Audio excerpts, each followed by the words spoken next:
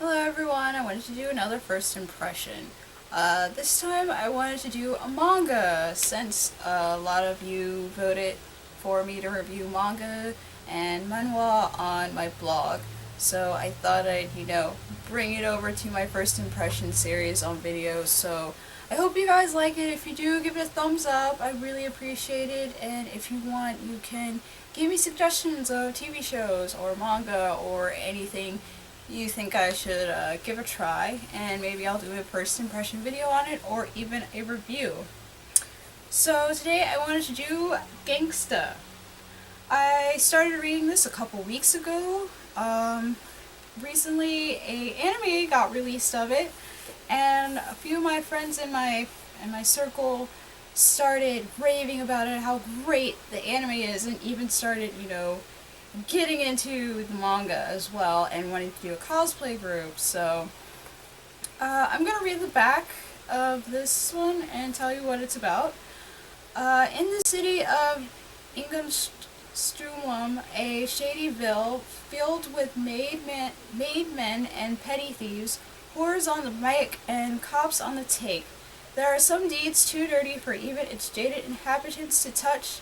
Enter the handyman, Nick and Wurick, who take care of the jobs no one else will handle, until the day that when a cop they know on the force requests their help in taking down a new gang muscling in on the territory of a top mafia family.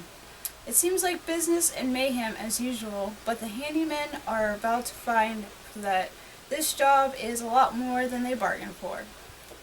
So, initially, of course, cover catches my eye, and usually, they say don't judge a book by its cover, and normally I go by font and what the title is. I'm like, oh, that sounds interesting. And I read it back, or I read the description online. I'm like, this sounds really interesting. And it seems like a new series, but it's not. I believe it came out in 2011. I could be wrong.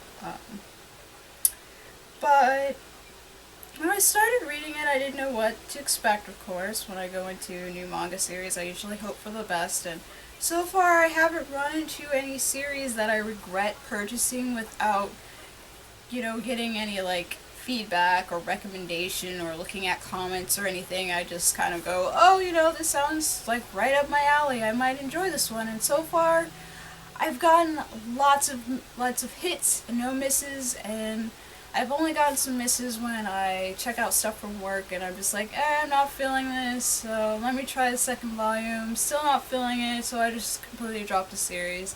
But that doesn't happen too often. So, fortunately, when I was reading the volume 1 of Gangsta, I got into it. It took me a little while to adjust to the artwork. I mean, it is quite nice. I like the artwork and the style, but I think what really kept me were the characters, Worik, I'm sorry if I said his name wrong, and Nick. I was like, okay, it's a two duo guys, they're both in this shady little area. One of them has this mysterious past that it's not really mysterious, it's something that they try to forget. They try to push it in the back of their mind, which is Wurick, and he has this injury because he wears an eye patch, as you can see on the back. And you're trying to figure out, well, what happened when he was a kid? What made him the way he is? I mean, he doesn't seem like a depressed guy. He's pretty happy-go-lucky, very positive. He does a side job as a gigolo, so you're just like, how did he get to do something like that, like being a gigolo, and then fighting these bad guys? And what happened to his eye? What happened with the injury? But you're laughing along with him. He's kind of the comic relief. And Nick isn't serious either. I thought he'd be the serious one, and then Woolrick would be the jokey guy. But no, he's just as joking too. But the interesting thing about Nick, which he's on the front, facing toward you, is he's deaf, which I think is an interesting character trait that I don't really see very often in anime, which is people who have a disability. So it was interesting how their relationship worked. Like, they seem like one makes up for the other's downfall, and they both work so well together, personality-wise, the way their ethics works, and his past is even more mysterious to me because I don't really know too much about it. The first volume kind of touches a little bit about with their relationship and how they work, mostly Warwick, but it definitely makes you keep reading. So I really enjoyed this first volume that I went ahead and I took advantage of the Get Pop Cultured month at Barnes & Noble, and I ordered volumes 2 through 5. Yep, 2, 3, and 4, my bad. So I can keep reading, because I thought this was really good. I also ordered some other series as well, which I might talk about in another First Impressions.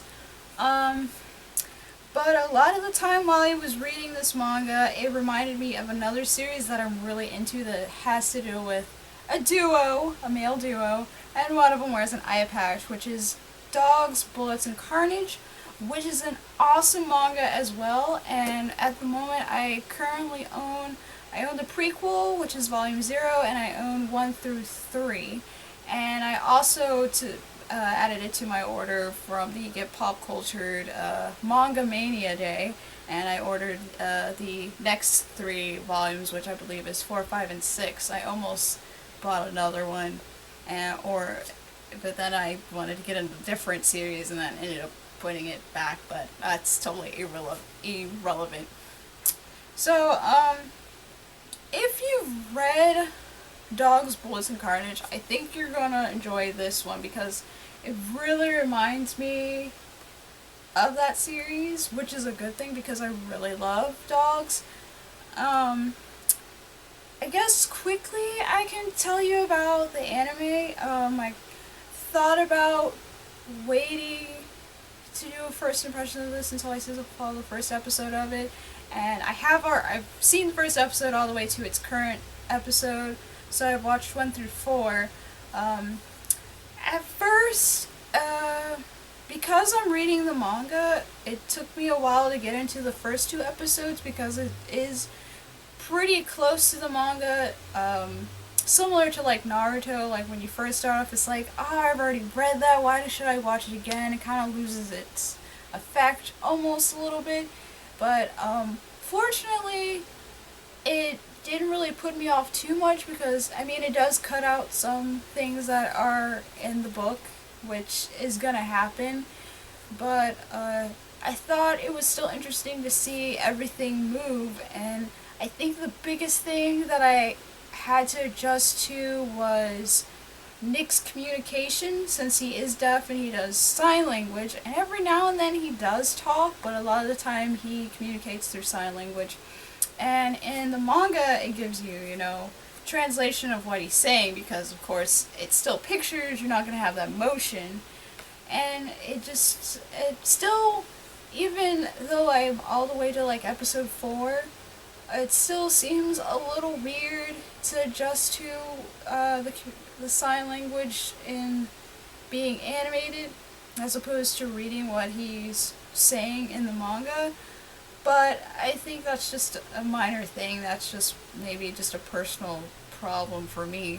But so far, the anime is really interesting, and I think because I'm not as far in the manga as I am with the anime, it's caught my attention. So now I feel a little more invested because where I'm at watching it, I haven't gotten to reading, and so I'm like, oh, what's gonna happen? Who is this guy? We gotta learn more about the Twilights. We're gonna learn more about Wurick's past with his family and what happened to him and how him and Nick met.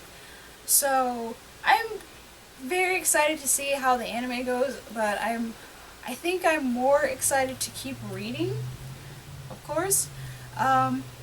Currently, I believe what's published up to now is Volume 6 is the newest one. It's still an ongoing series, and of course the anime is still going on. As I said, there's only 4 episodes at the moment. I believe episode 5 comes out this week. and I think it's a 12 or 13 episode series, so it's pretty short. I don't know how long the manga is, as I use myanimelist.net as a guide to see how long series are, and it didn't really say how many volumes it is definitely. So far it's an ongoing series. I don't know when volume 7 comes out. I tried to look on Amazon before I was ordering.